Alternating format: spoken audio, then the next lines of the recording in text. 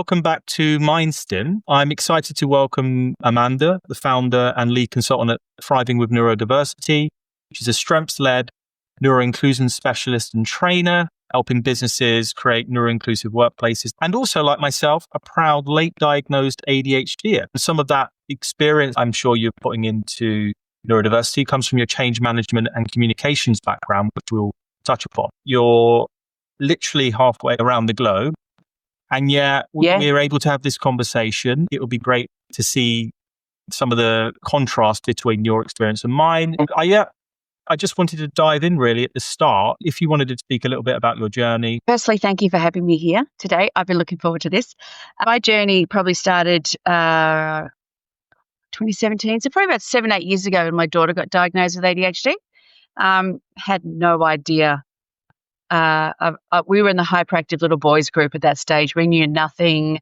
She came out with inattentive predominantly, but a mix. And we're just like, what's inattentive? And that started a 7-year journey for me, which continues today, of looking into research and how the brain works. And I just found it so fascinating because I'm very much a data research driven rather than a theoretical person, finding the evidence and the difference in how the brain is wired. I loved it. I bombarded quite a few people close to me. It was my hyper-focused topic. Did you know? And have you heard? And it was just constant. About 18 months after that, I got diagnosed. That was a week before my 46th birthday. And that just continued me down the path of finding out as much as I could and what would I do with all of this information and how could I weave in my current skills and strengths. So I've landed with Thriving with Neurodiversity. What I heard from you is you're a data and research-driven person, and you differentiated that from theory. I'd love to get your take on it. Yes, the medical models are really important, but you want to see in the research whether that's brain function, looking at the cohort and the differences between diagnoses. And we touched upon gender discrepancy when you was talking about boys. You're looking at the latest research and the limitations of sample sizes and who's involved in that research. You don't stop there. You really link it to experiences. What's that approach like for you after you've gone down the rabbit hole and then you put that to action? Well, don't get me wrong.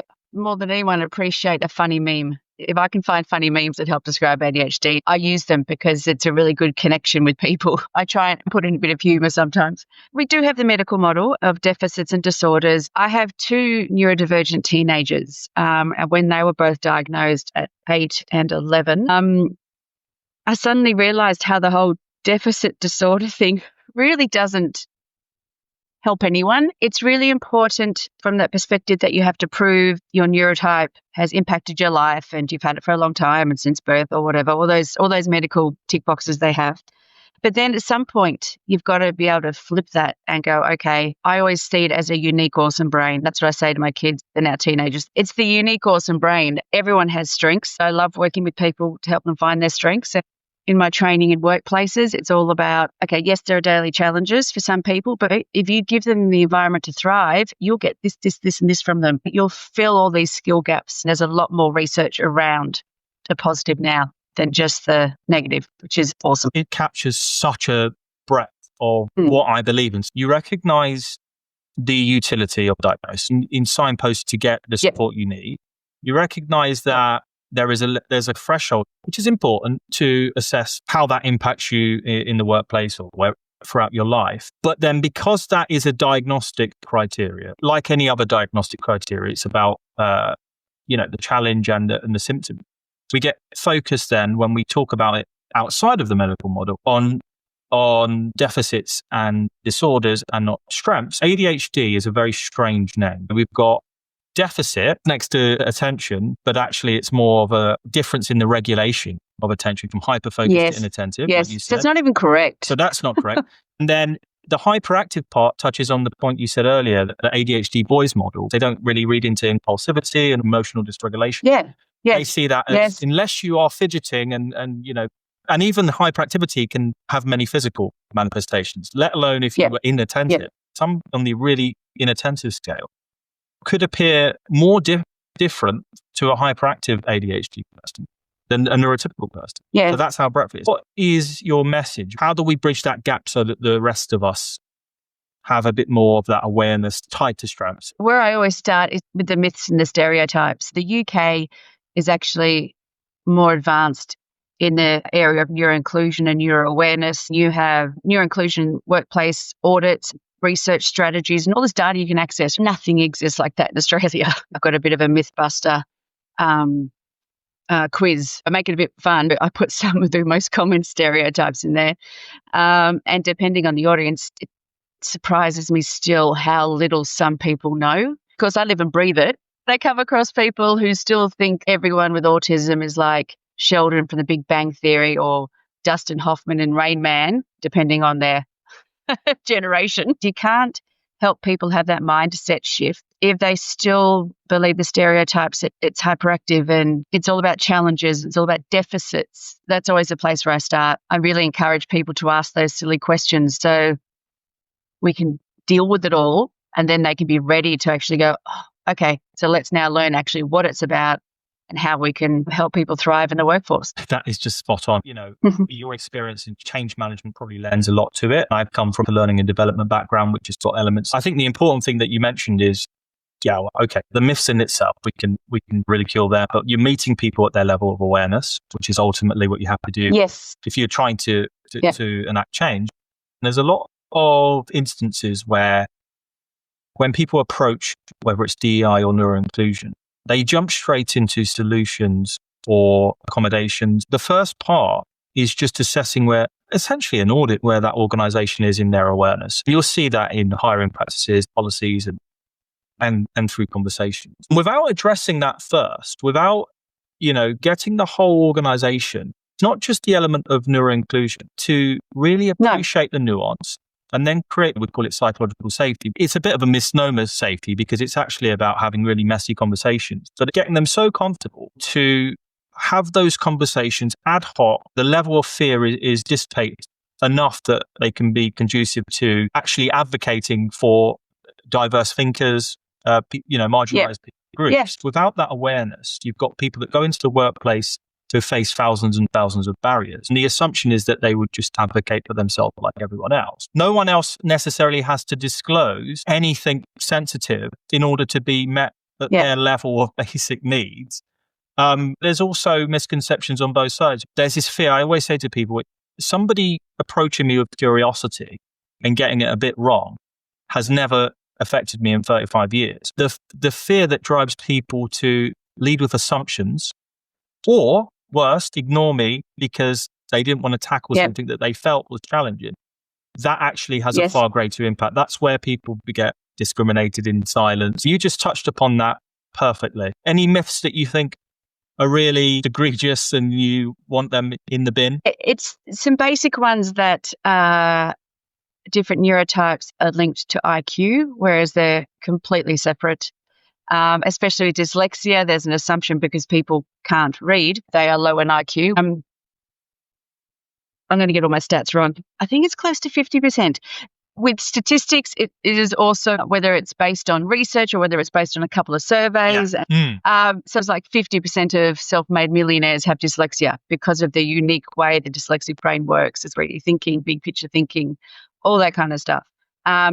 Similarly, the amount of entrepreneurs who have ADHD is incredibly high. There's all of these strengths that, if given the condition to thrive, and if different ways of thinking and viewing and processing the world are celebrated rather than seen as deficits, then there's just amazing strengths that balances out the challenges. I'm no statistician, but I can say that you're right about the dyslexic one, only because that's exactly the figure that I have on my screen. It's a disproportionate amount of entrepreneurs, and it's 100% true. There is the dyslexic component, and maybe a sliver, and it's hard to distill between the two, but maybe a sliver of the challenges that people have faced have actually promoted a mindset that can overcome adversity. And that's the difficult thing with neurodiversity. How do you separate the environmental component, the genetic, and the rest of it? The proof is in the pudding. Dyslexic thinkers are very adept. What kind of shattered my myth was that I've been working now with a lot more neurodivergent folk. I've seen many dyslexic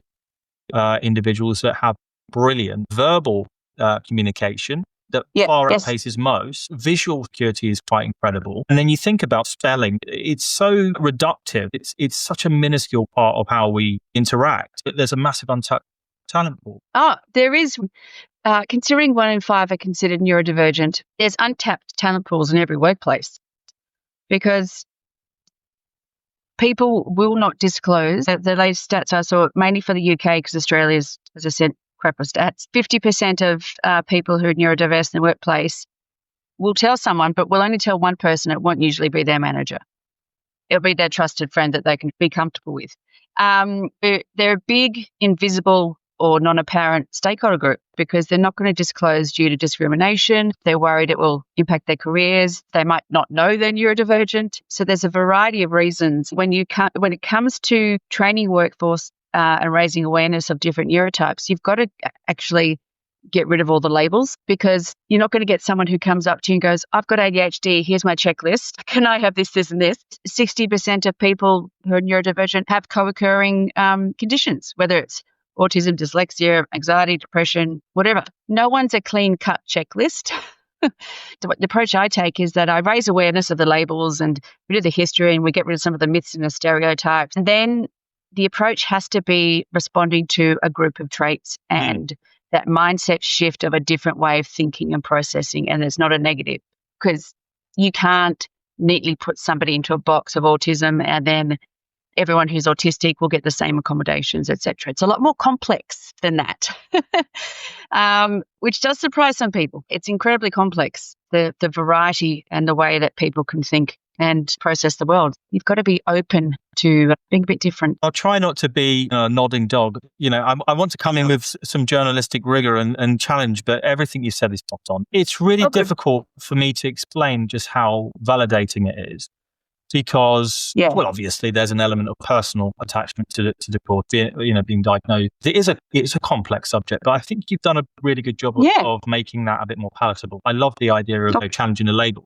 The approach seeming, in my opinion, to move into is neuroinclusion centered around neurodivergent individuals, but framed in a way that's universal. We can't discount the actual challenges and go, well, let's just have a colorblind approach. We all need support. No, because disproportionately, there's a level of discrimination and a lack of access to screening, disclosure, all of that. Yeah. In framing it in a way that everyone across the workforce can understand, you get a little bit more buy-in. And you can also speak to some of those common experiences. When you focus then on the labels and neurodivergence, it's just that some of those are more pronounced or more outside of the norm, right? I was talking to someone about stimming, and it's always a topic that just gets thrown around on TikTok like it's a craze, the way they talk about it. It's self-soothing. If you really break it down, it's just that it reaches the level of clinical relevance because of how overt and how chronic that is.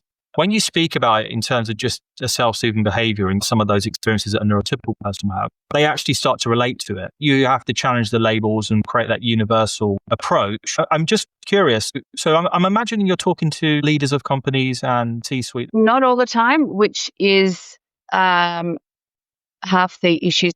I usually work with people leaders, not the C-suite as much.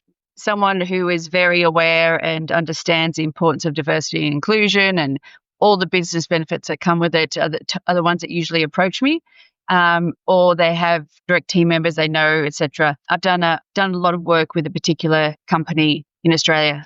I've been working with them for a few months, and they're putting all of their people leaders through the course, but they still don't have a sponsor for neuroinclusion. I'm just like, what are they doing? Why bother? You need that sponsor. You need that person in the C-suite or the exec to stand up and go, yep, I believe this is important, and put their visible and vocal support behind it. But if you don't have that, then it's just going to keep meandering along without any real significant change. So it can be very frustrating. Yeah, that was something that I tried to implement with a few clients. The idea that you have a board member, non-voting, but they would be represented in meetings, somebody who would be elected or rotated, but take complete ownership of inclusion. It doesn't go down well, as you can imagine. And it feels like the one of the biggest issues, there's a few. One of them is leaders that advocate for a group yet don't speak to anyone in that group. The other one is people get tokenized in a business.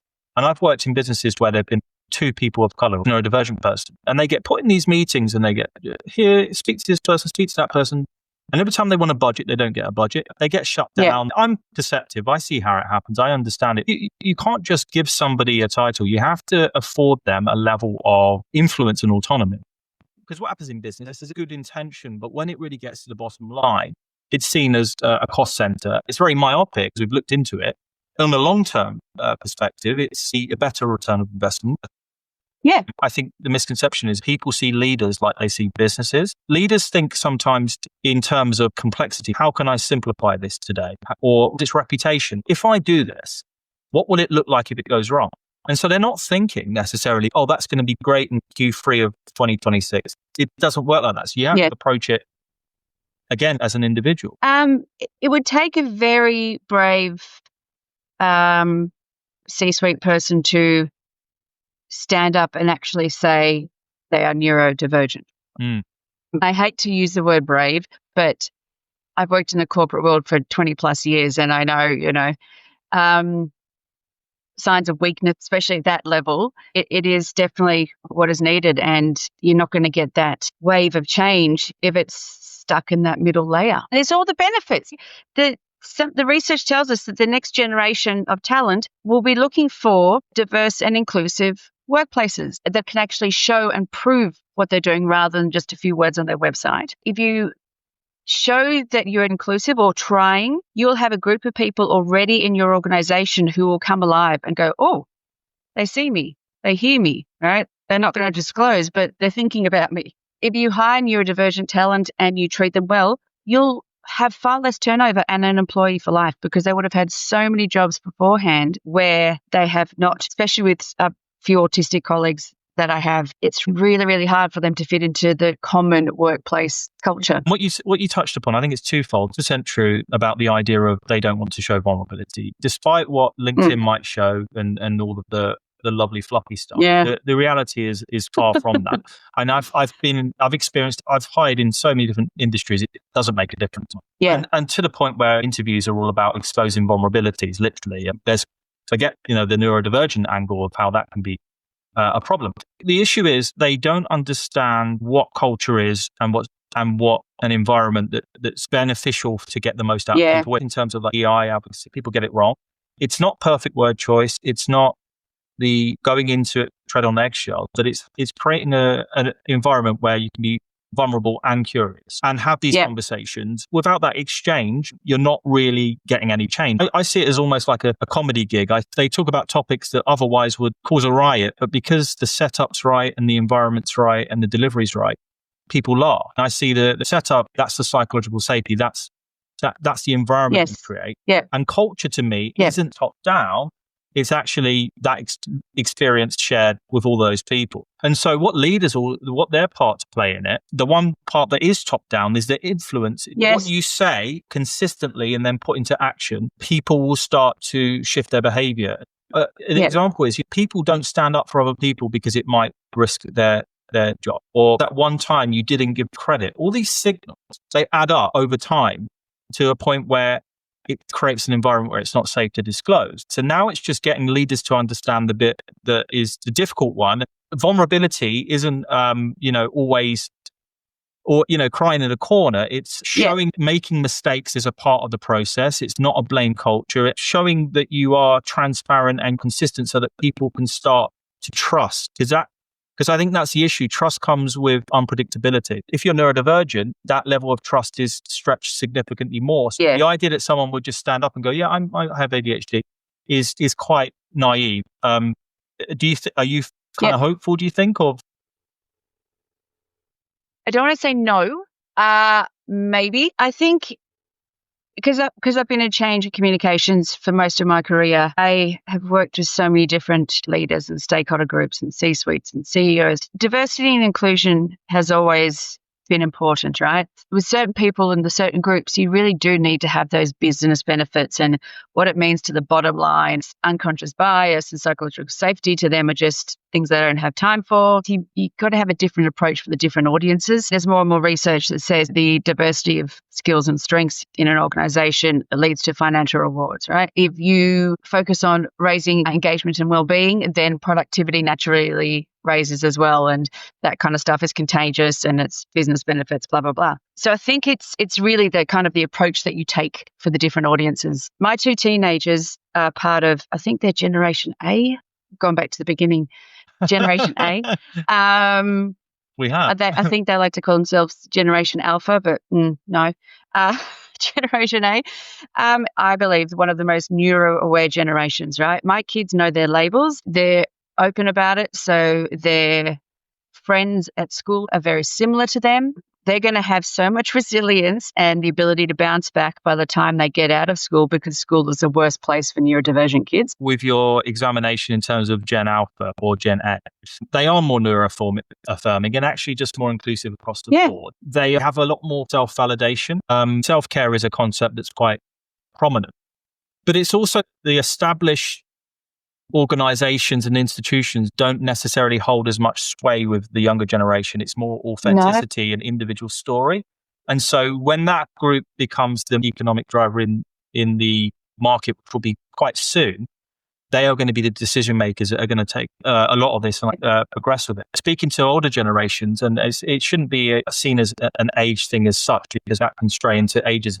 But you have to you have to speak to people based on their lived experience as well. So I've been in situations where I just cringe thinking about it. An example would be an older chap who was kind of in his 50s, 60s, and they were talking about misogyny. 50 is not old. Exactly.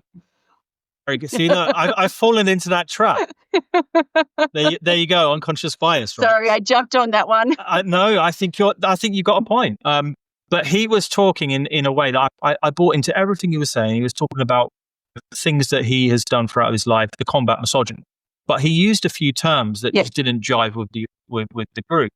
And I vividly remember someone in their early 20s, just stood up and said, that's sexist, that's misogyny, you can't say that, you blah, blah, blah, blah, you're a dinosaur. I just had to stop and just say to them, first of all, you know, generational aspects, cultural aspects, all those things that impact speech, what they say, you know, the colloquialisms they use. What is the most important part? We don't put syntax over semantics in any other aspect of life. People speak in imperfect phrases. So all of a sudden now we're focusing on, unless you hit these spot on words that we've chosen to be correct, all of that work that you did for 40 years is irrelevant. That sways quite towards ageism. But it's also that you tell someone stupid, you've lost them. It's a terrible incentive for allyship. Yeah. It just completely disregards their lived experience. I think that's where I would take that in terms of, if leaders, want to be more involved in inclusion, they need to be met with a level of curiosity that is not judgmental. And in spite of sometimes how frustrating it can be, you have to understand that they're individuals too, and you have to weigh all of that into the picture. I get when people get frustrated, but it's a reality. Before we jumped on the pod, you mentioned your last 8 years and starting with your daughter's diagnosis. Tell me a little bit about how that started. Okay. We were very lucky when she was in grade 2, which is really rare for inattentive girls. Her teacher picked up that there was something missing, that she wasn't, she either couldn't hear things properly or she couldn't take instructions. And this is 2 weeks into grade 2. And she said, look, I don't usually do this with parents, but, maybe it's something worth getting looked at. So we did all the hearing tests and the sight tests and all that kind of stuff. And in hindsight, the hearing report said test could not be completed because child could not sit still. And then my doctor recommended us to a specialist. And where my brain was, I didn't even look this specialist up. We just turned up. Turns out he was an ADHD specialist. So if I'd actually done a little bit of research before we turned up, I may have had a bit of a light bulb. But that's where my head was at the time, completely undiagnosed. We came away with an ADHD diagnosis and just like, oh, what's that? We had no idea. So that started, the 8-year journey from there to here of me doing lots and lots of research and loving it. I got my diagnosis, funnily enough, 18 months after my daughter. The more I read, the more I had all of these aha moments. I think I described the day I got diagnosed as the most rewarding and oddly traumatic day of my life. Same. Yeah. Because I'd felt different my entire life. I knew that I didn't really fit in socially. I knew that I didn't get things and I missed things. By the time I got my diagnosis, I also got high anxiety at the same time. Same. Tends to happen. We have to wait that long. So then I just started learning more and more. I saw a psychologist at the beginning just to kind of help me get my head around it. And a lot of the time she just reconfirmed. She goes, yes, that's ADHD. Yes, that's ADHD. And I just needed a specialist to keep telling me. I didn't stay with the what if for very long because that can really hang with some people. I also started medication, which was a game changer for me. And I haven't stopped it since. It's no way. It's like someone plugged in that part of the circuit that wasn't quite connected. Is that how it felt for you? And you could tell it almost reinforced the diagnosis, because if you didn't have ADHD, you'd be quite wired. And yet for me, it just calmed everything, focused everything, cut out, the overwhelming noise, really. Yeah, it kind of helped to focus on one thing, not necessarily always the right thing. And I just remember the first few days where, like, the first time I sat in a meeting for 90 minutes and I followed the entire conversation. Never done that before in my life, right? I actually learned to just be silent, because I would either say something that somebody else had just said because I couldn't pay attention, or I would say something completely different because I was a bit more out of the box. And I just become this quieter, people pleaser. I never explained to a single person what went on in my head and how I felt. Never. My poor husband of 20 years, it's just like, how could I not have known? And I went, well, I didn't know, so you're not going to know. More and more, and I still get my aha moments. I have my son, he had ADHD first, and then both have been diagnosed with autism, and dyscalculia is in there as well, unfortunately, because they're teenagers with depression. It's just a constantly changing environment in this house. So you just got to be prepared for everything. That's where all my research comes in and helps, especially since I've done the ADHD coaching course. I just feel like I can support them a lot more when they want to listen. And what if is the first reaction for me. I described it as both relief and grief at the same time. The relief of I've got something to actually define what I'm experiencing, but I didn't have it for 35 years. And so, I mean, looking back with yourself, were there any early moments in your life that you could point to where you felt they should have known? Oh, yeah. All my life. Always feeling like the social anxiety was pretty strong. Always feeling like even though you're a part of a group, that you weren't part of the group. If you go through some of my high school report cards, some of the remarks are just like, because back then, people used to be honest and not have to do all the flowery language they do these days. When I was 15, I was doing computer studies, and my teacher actually wrote, he gave me an E, and he explained the fact that he gave me an E was not because of my level of knowledge, but because I was constantly late and failed to hand things in on time. And that's why he gave me an E. And there's throughout, especially as the work got harder towards the end of high school, Amanda needs to try harder, she needs to study more, blah, blah, blah. They realized I was putting so much pressure on myself. I studied my butt off to be C average because I couldn't plug that knowledge gap that I never got. If I couldn't pay attention in class, then I never got that important knowledge to refresh on and study. And I blame that anyway, not the fact that I was a C average student, the fact that I tried 4 different uni degrees before I finally got my degree. Impulsive decisions to follow my now husband overseas after knowing him for 2 months. All of these things, there's so many signs now. I look back. So I guess that's where the traumatic part comes in from your assessment, which is the what if, right? Like it's so patently obvious. I guess it's not an indictment on anyone, but I do think that there is an issue with the education system. Let's just say if you're neurotypical, as an example, and I don't like to necessarily divide the two into designations, but school is pretty much rote learning and very much just dictated. Something that's an issue I found is that the way curriculums and tests are set is to arrive at an answer in a very specific way. How you arrive at that answer is not really explored or even encouraged. Reflection is not a part of study, or nor is challenging the answer. That's just wrong, and you didn't do it at this time, and that's it. I had to push against the same feelings as yourself. I went into such a forced hyper-focus. I was studying 9 hours a day for 5 years. And that led to the OCD, because then my preoccupation was with how my mind was working. because the ADHD was fueling that. When I was 17, I effectively they would have called a mental breakdown, but it would just be burnout. Yeah. And so I didn't have the vocabulary or the understanding. And there was a stigma. People just said, you're broken. You were fine, then you were not.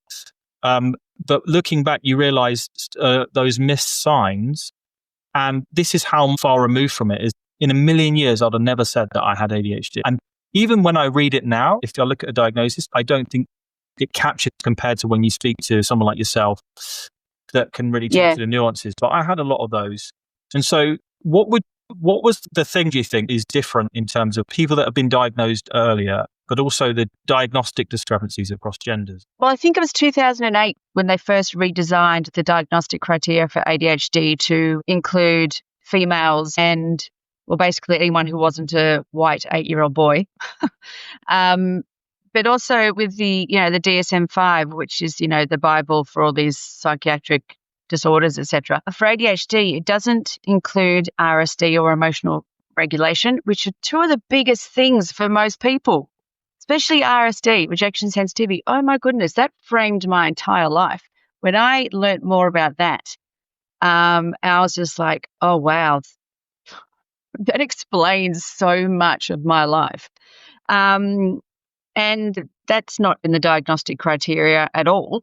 I completely agree. Rejection sensitivity disorder, whether or not you would call it that, in my experience, anecdotally, it is incredibly prominent. And especially people diagnosed later in life, the feeling of shame, relentless self-critique, apologizing, shrinking themselves, no boundaries. I think that's really important.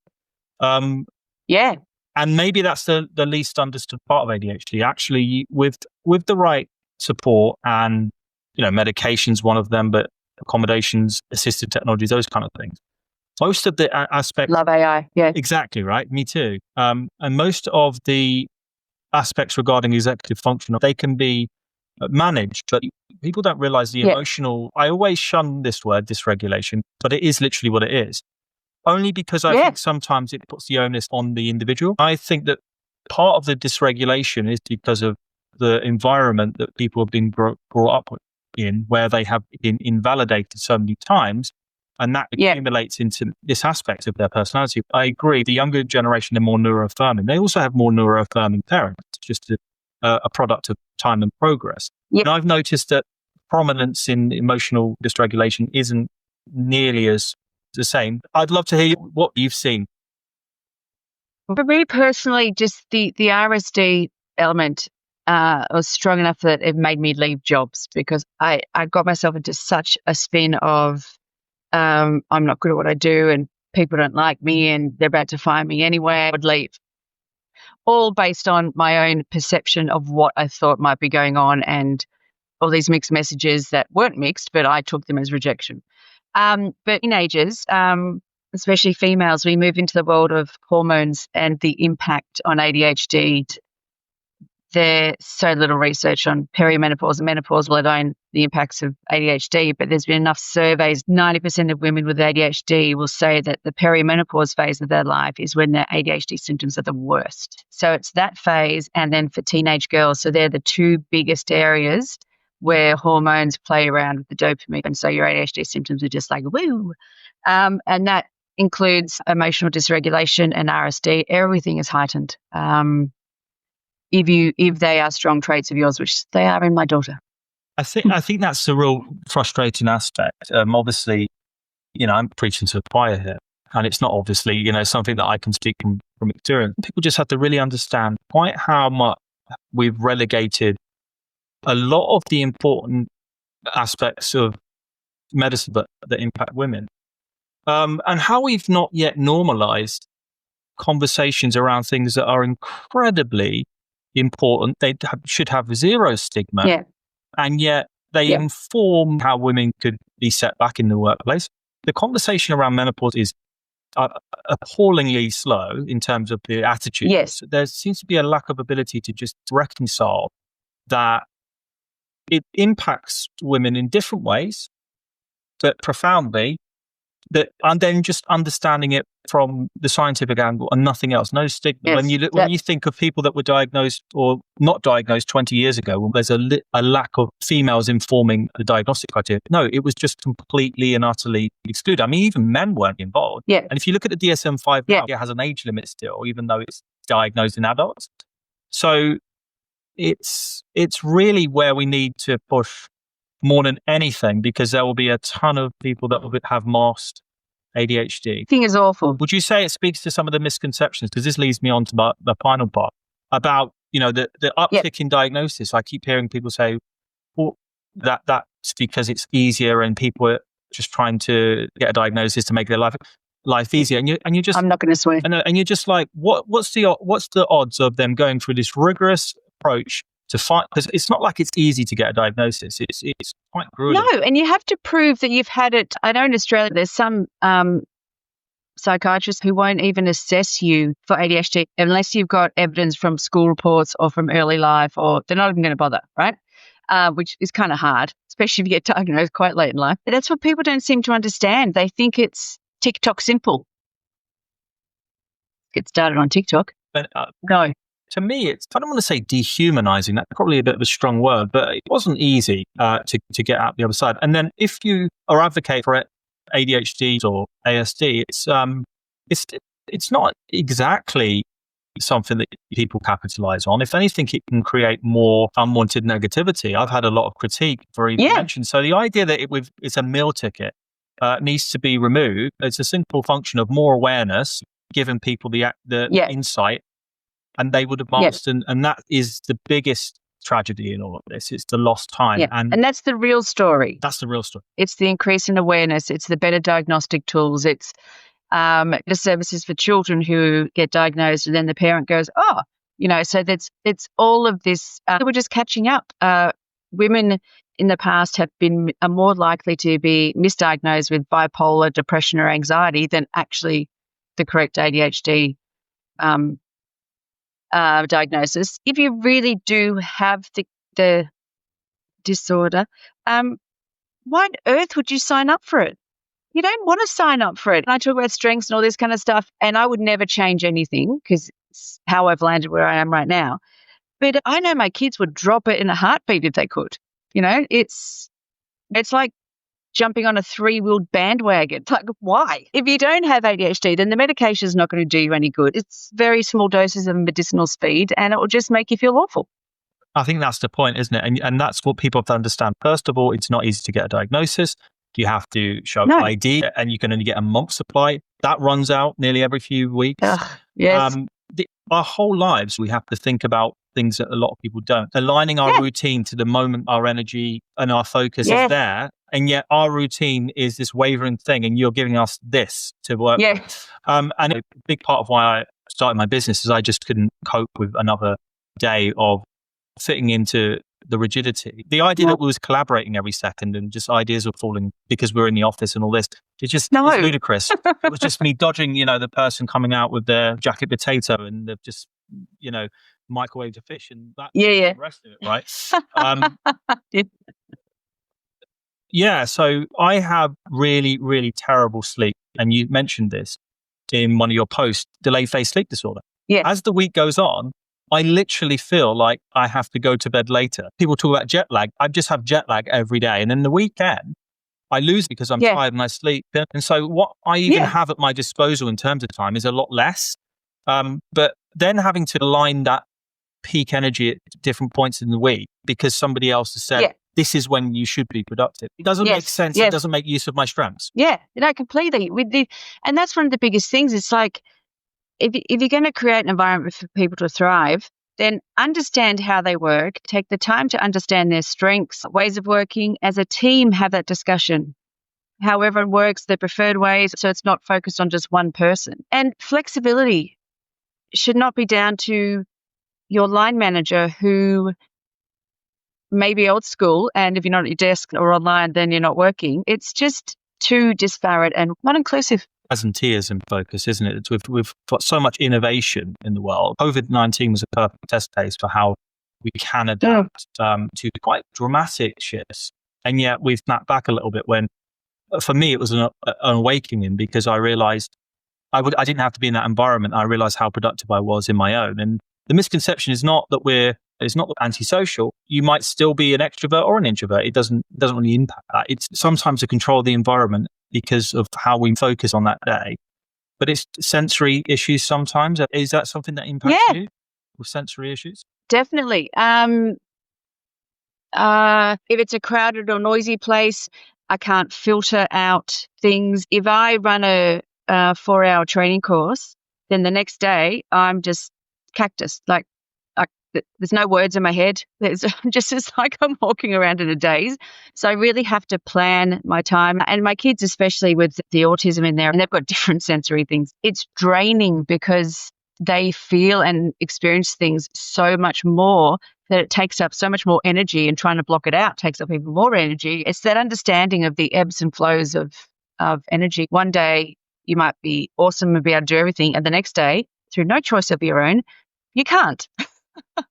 So it's just, how do you get people to understand that just because you did it perfectly one day does not mean you're going to be able to do it perfectly the next.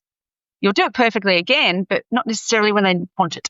A big part of why I've just loved speaking to Amanda, and why I came into this podcast, not masking, was because I felt like you got it. I mean, even just simply in your messages, it's so subtle what needs to take place. But when you get consistently people that, it's not just they say the right things, they really genuinely show that level of understanding. I think neurodivergent folk, we have that innate experience that is common. But when they do that, I think it makes it a lot less of a problem, because some of it for me is just the heightened strain of having to then mask, and the anxiety that then comes from that. I can be in a meeting and I'm being half dead with my focus. And when it's someone that I know, they understand the fluctuations and all the rest of it, it doesn't bother me as much. We can get almost perfectionist because that self-critique will weigh you down. What would you say is the good way to approach, say, a meeting or a call with somebody who is neurodivergent to make them feel a lot less on edge, I guess? Changing your approach to communication and simplifying things benefits neuroinclusive people, but also benefits the entire organization. Sending out an agenda in advance, what the topics are, and whether the attendee has a role to play or not. If they're just turning up and you want their opinion on something, make that clear. In the meeting, go over the purpose, the objectives, stay on task. A lot of it is simple, managing expectations to reduce anxiety. But then that also, as you mentioned, if you have a bit of one of those down days, is it a meeting that you could possibly skip and catch up on later, rather than just turn up and maybe not give your best self? So a lot of it is about simple, clear, plain language. And that's the biggest change and the easiest change most people can make in the workplace. Meetings are a bugbear of mine when there's no agenda and they go over and then you walk out and then no one's got the actions. It's like, where did that hour of my life go? As much as you can, make people aware of what's coming next. Predictability. That's it. And just the routine and the structure. There is so much that you said. Yeah. I want to kind of unpack this really quickly. That's like the story of my life. These are really good strategies to get people motivated, to get them on the same page. These are communication strategies. I'm not surprised that your communications background has really lent itself to this. It's learned I have to do a lot more on myself to improve that aspect. But you just are incredible at it. In leadership, the signal that you're putting out, that messaging, consistency over time is what drives higher levels of productivity. Who's going to do the thing where there's a risk of not receiving a benefit in return? Who's going to stand up for somebody else if everyone stays silent? When you have a leader who's consistent with their messaging and their values, and that leads into the communication. You have sometimes it's not just policies, it's systems and how you implement them. That's more culture than just saying, we love everyone here, be kind. It's actually that over time, people start to change in terms of how they see meetings and how they see collaboration, because it feels more inclusive. It feels more practical. Those are really simple measures. And yet sometimes people want to chuck the kitchen sink at it I see that extra stuff as like the icing on the cake. Great. You can get, an office environment that has a booth and these lights, whatever. Yes. But until you've got the foundations of communication from leadership all the way down, you're going to get nowhere. And it's so simple. And now with AI, I can't see how it can't be implemented. And it's one of those changes that is very relatable because everyone communicates every day. I find it's one of the things that gets the most traction in a workshop or a training session because people, I know communications. Okay, this I can do. It's far more relatable. And if people have trouble, like writing simple and short is far harder than writing 5 paragraphs. So I also give the tip of ChatGPT. Chuck it into ChatGPT or whatever your equivalent is, and ask to simplify it, rewrite in plain language, and reduce the word count by 20% without losing the key messages. And then voila, people always walk out with some simple, they can implement it themselves the very next day and it doesn't cost anything. If anything, they're making that first few steps into longer lasting change, but you've got to give them that tangible that they can use straight away. Incredible. I agree. It's just how you package it and obviously the wealth of experience has to come through. I think that's where how you've differentiated yourself. You understand the research clearly. You understand how to make it universal and humanize it, but you know that there are certain things that they need to take away for it to have lasting impact. Most people, when you really talk about meetings and the leaders are not walking around but eavesdropping the conversation, they'll all say, oh my God, why do we have 10 meetings when this could have been an email? So it's obvious. It's common sense across the board, really. Who said meetings had to be 60 minutes long? Who came up with that? Because you'll fill that 60 minutes regardless of whether you need to or not. Someone will always just keep talking. Whereas I know that's true. That's proven to be true. Outlook has a feature where you can set up meetings for 25 minutes or 50 minutes instead of 30 and 60. Simple things like that. Just give people breaks between meetings. Let them grab a cuppa. Let them, It's ironic. In my experience, the one-to-ones that leaders should be keeping in the diary where they support their teams, they've been cancelled the most. And yet the inane and nondescript meetings where you're just saying, I didn't do anything last week, neither did I. Those are the ones that don't seem to go from the diary. If you don't have an agenda and there's nothing to update on, it's okay to say to the team, oh, you haven't completed anything this week. That's fine. Like sometimes that happens in business. So the last point, and I just wanted to touch on, you've spoken about online about the misinformation on TikTok and I think maybe Instagram as well, and how that is impacting, especially young people. Can you point to overall summarization of the issues at the moment? Well, on a positive note, there are some amazing people to follow who are experts in their field. They can talk about things in a relatable way. They're authentic, they're inspiring, and that's awesome. Now, the research I recently discovered is more around TikTok, which I'm not on. I don't even look at. Me neither. I found a study around ADHD, and basically 2 psychologists watched the top 100 TikTok reels that had the keywords in them, and they had a set of criteria they went by, and they judged each reel based on the diagnostic criteria just to see where it landed. And there was a similar one for autism as well. And I think the autism one was, actually, they were both shocking. They were both, I think 80% of the information wasn't even by someone who was vaguely expert in the field. With the TikTok, here we go. For ADHD, nearly 50% of the information was misleading. A large majority of it was overgeneralization. What they're really describing are traits rather than ADHD. You have a lot of people self-diagnosing on incorrect information, unfortunately, or people who think, oh, well, I don't have those bizarre traits of ADHD, when actually they do. So they don't get a diagnosis. There's indications, but there's no research yet of whether this is actually one of the things that's adding to the long waiting list. Or they make a doctor's appointment, go to the doctor or the specialist, and actually they're there for a whole bunch of traits that don't relate to any of the neurotypes. I completely understand why people do the research, and I completely understand trying to work yourself out and be more self-aware. You can't control what's up there. Just cross-check all your information. Like I constantly say to my kids, if you read something or see something and you think, oh, I'm not sure, find a cross-reference.